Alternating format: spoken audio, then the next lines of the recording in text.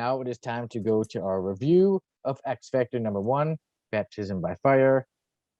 Tim, Yep, you do the credits. I've got the credits for you here. So who does the lettering? Who does the lettering? We'll get to that. That is a very special person, Sonny. Very special. So X Factor #1 comes at you from, that right there. This right behind me. Writing goes to Bob Layton. Inks go to Bob Layton. Jackson Geis, I believe. I know I'm saying that wrong. And Joseph Rubenstein. Pencils go to Jackson Geis. Colors to Petra Scotese, Max Scheck, and Glynis Oliver. Lots of names I can't pronounce today. And letters go to the Magical Letter Fairy, because there was no credit for the letters in X Factor #1 anywhere that I could find. So they just magically appeared after all the work was done for the book. So there you go. Yeah. Okay, Pretty so awesome. you want me to go over the synopsis of the story? I don't mind to do that. Sure. Okay, I'll let you take it.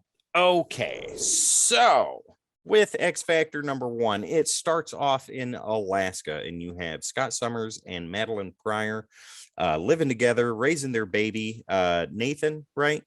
Baby Cable, basically. Yeah. Spoiler alert for those of you that haven't read it yet. Oops. But anyways, they're doing that. Scott is living the life of a father and cutting trees down with his optic blasts. Madeline is having none of it because Scott seems so distracted over the past couple days. And there's a lot to be distracted about. There's potential legislation to have all mutants registered that is getting ready to go through Congress and the Senate. And that is a big deal. Scott's distracted with that and other things. And Madeline just can't take it anymore. And he feels like their marriage is, or she feels like their marriage is falling apart. Scott and her have this big argument. They separate for a little while, and in the middle of the night, she wakes up, notices that he's not there, goes outside, talks to him, and discovers that this girl, Jean Grey, is still on his mind. So that's a point of hurt for her. However, moving forward, we have Warren Worthington III, otherwise known as Angel, Hank McCoy, Beast, and Bobby Drake, Iceman, staying at this place on one side of the country. They're getting ready to leave. This is after the events of the Defenders folding in on itself, and the team is no longer.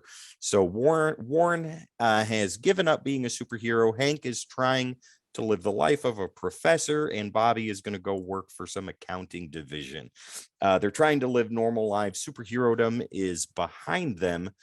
And so on and so forth. Come to find out, though, during the course of this event, as Hank and Bobby leave, Warren gets a call from Mr. Fantastic, and something important needs his attention in New York City. Absolutely, he'll be there. Fire up the jet, have it ready in 20 minutes. 4 hours later, he is in New York. Come to find out, Jean Grey is alive. Now, ladies and gentlemen, if you remember from the Wayback Machine in Uncanny X-Men, the Dark Phoenix saga, Jean Grey was supposed to have been killed, and she's been gone this entire time. And now, all of a sudden, she is back. Apparently, what had happened was the Phoenix saga, or the Phoenix took over her essence, the good and the bad, so much and so accurately that the body of Jean Grey was left in a capsule in the ocean for her to heal from whatever wounds she took. And the Phoenix did what she did, portraying herself as Jean Grey. And then when it came to the point of her destroying a star, the essence of Jean Grey that she took that was good convinced her not to do it and sacrifice herself instead. In the real world, she'd been gone years, right? Years. Yeah, it was like 5 years something she was gone from the comics. Yeah, and that now she's back. And Scott discovers this, is brought to New York, and he can't believe it. The love of his life has returned, but she can't believe that her friends, the original X-Men, are not heroes themselves. And she won't have any of that. But over the course of the issue, her and Warren talk about things, start getting things figured out. It wasn't Scott that initiated it, which I was really surprised about. It was Warren and Gene bringing the old team back together and doing something a little bit different. Hence, X Factor. Cameron Hodge is brought in as their liaison, and he goes into the aspect of, on the front, it'll be like mutant extermination, getting rid of problem mutants for a fee, of course, but in reality, they are rescuing these mutants and taking them away so that way they can live, hopefully, quieter lives and learn how to use their powers and go for the forces of good instead of the forces of evil, and so on and so forth. I won't say much more beyond that because I want you guys to read this issue for yourselves. You'll really enjoy it, as I did. Sonny will give his review in a second, but yeah, I want to go into that. So Sonny, with this issue, the artwork I think was my favorite part. This is, I've said this before and I'll say it again, this is a style that you do not see much of anymore, and I really miss that. This type of artwork, more less stylized, more practical. I enjoy that a lot, and Jackson's artwork I think was top notch in this issue, very consistent and wonderful all the way through. With the return of Jean Grey, this is also the introduction of Rusty Collins, which is the first mission that the team goes on. They go after Rusty Collins, and a lot of groundwork in this story is set for future plot lines. Oh yeah. So with that being said, this here is a must read in the X mythos, as far as like things that are seeded that eventually grow into other things, leading into Inferno, Apocalypse, and so on and so forth. A lot more. But the main story itself, though, to me, isn't very full, but it gets the job done in bringing the original team back together, if a little hokey, not quite what people would be used to now, but back in the mid 80s, this was par for the course. Yeah. This was perfect. Yeah. Costumes are classic but modernized for the time. Everybody stuck to their original colors, which I really like. Cyclops' suit is a classic suit. Jean Grey's is classic. I just don't like the covered head with the poof of hair coming out. That's personal preference. So Beast is blue and furry. Iceman is the same as before. Warren looks great as Angel. But yeah, like I said before, all in all, great foundation story. And it is a must read in the X mythos. If you haven't read it, you should. It absolutely is wonderful. And all 70 issues with the original team are really, really good. Some great storylines start here. So with that being said, for writing, I give this a 6 out of 10. Artwork gets a big 8 out of 10 for an overall score of 7 out of 10. 7 out of 10.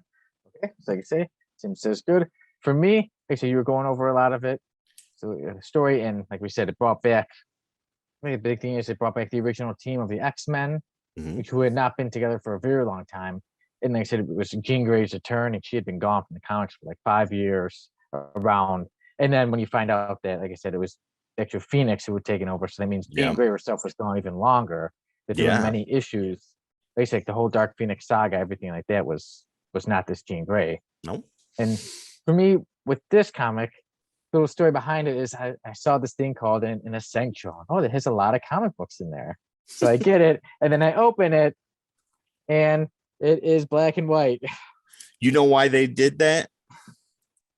See, they were like omnibuses, but on the lower end for cost. It would be different quality paper and no color, so that way they could cram more issues in there and give it to you at a budget price.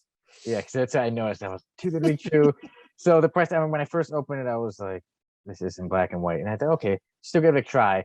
So I read these issues originally in black and white. And this one, you know, it does give you a few others before, like the Fantastic Four, when they find, you know, the cocoon.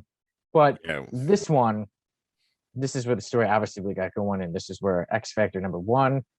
For me, it's a very dialogue heavy. There's a lot of talking, so someone's not really too into dialogue, that's why it's okay, maybe they're not going to care much for it. But for me, I was really taken away by the storyline. Like I said, I was able to read it even though it was black and white, and then another day, another time, read it in color. Mhm. But yeah, for me, the story really pulled me in. Like you said, it's great for really important to the X, for that the X history, and I love X-Men and the other teams, X Factor, New Mutants, all of them. So this really pulled me into X Factor, and like you said, did a great job of pulling you in. Say, okay, now I want to see what's going to happen next with these characters. Now we got the original X-Men back together. You have Cyclops and Jean together, and you got a little bit of the drama. And they're like, X-Men has been known for having quite a bit of drama. Like with Should I call Cyclops. Scott? Should I not? This is the Yeah, perfect time for me and Jean to get together. Ah, crap. I'll do yeah, the right thing. that was a bit of a storyline. Yeah, that was going on with Angel and Jean. He liked her, and then Cyclops not being such a good husband or father. Just okay, if you walk He out, just up and Madeline, left. yeah, Madeline's like, if you walk out that door, we're done. He's like, I gotta go. I I was like, wow, Cyclops.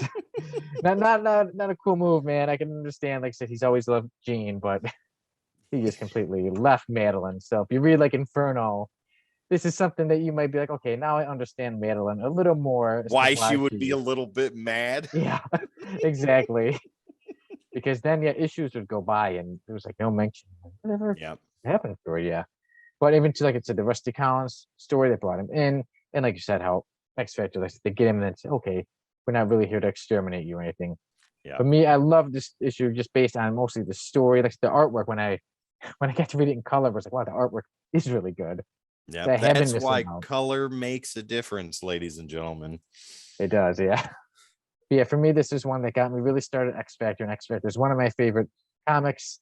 And actually, for me, it's one of my favorite just stories in general, written stories.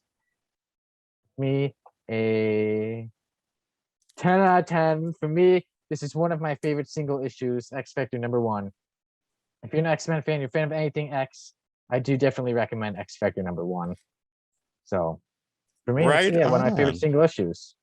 10 out of 10. I love the Yeah. fact that this issue is self-contained too, because you don't need to. I mean, if you're an X fan in any capacity, especially when this came out, you kind of already knew what was going on. And even if you didn't, the book itself did a really good job of filling in the holes quickly and informatively enough to get you caught up. You know what I Yeah, mean? they did go back and they explained, like I said, if you weren't familiar with the Phoenix Saga and Yeah. everything, they did explain that. But Yeah. see, I've got X Factor right here, and here is issue number 2. Oh, issue #2. Wow. So yeah, self-contained story, guys, and each story I think up until issue 5 is self-contained, because then in issue 5 you have the first cameo of Apocalypse. Apocalypse. In Yeah. issue 6 you have first full appearance, and we all know who Apocalypse is, major villain for the X-Men, and that is the issue where he gets his start. So yeah, It did really start things off. Yeah. yeah, X Factor as a whole is a really good series. I think it kind of fell off way later, like after the hundreds and things like that. But when the new team came in 71 with Peter David doing the writing for that, that was a great transition, and bringing Havoc in, keeping a Summers as a leader, but Polaris as his right hand, and them two constantly having a difference of opinion. Yeah, really good. And then, like I said, X Factor did go along really. Like I said, when I was introduced to this, when I started reading it, I was like, wow, I didn't realize how important X Factor was just to the X-Men story as a whole. Like I said, Apocalypse being introduced, his first appearances in X Factor, and then too Yeah. how it went with shortly after that, it went with the Mutant Massacre, it went with Executioner's, well, later Executioner's song, Yeah. when it was the new team, but also before Extinction Agenda, Inferno. Like X Factor had key issues in all those huge X-Men storylines. Yep, this is where Archangel comes from. Yeah. Yeah, so this is when he becomes Archangel. this issue is the one that starts it, the one that gets you going on all of that stuff. Yeah, so this was the beginning of X Factor, X Factor #1. Like I said, I like to do these reviews, and like I said, we could see our different opinions. You say good, 7.0, and I say it's one of my favorites at a 10 out of 10. Yeah, Absolutely. there we go. Yeah, absolutely. And guys, you have to remember that a 7 grade is not a bad grade. The It's way still you need good. to look at it is 5 is right down the middle of the road. 5 is the book's not good or bad. It's just it's Okay. a Yeah. read. But the farther you climb up in that ladder, a lot of people forget that. They seem to think that they need to see an 8 or a 9 and then it can be good. No, 7's a solid story. It's a Yeah. really solid story. The artwork keeps you in there. The words are lengthy, but the information that you get out of it is really good.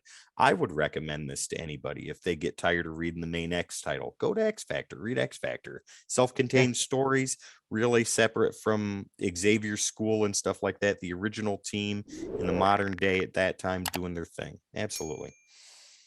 Yeah. So there you go. X Factor #1, Baptism by Fire, is in the books.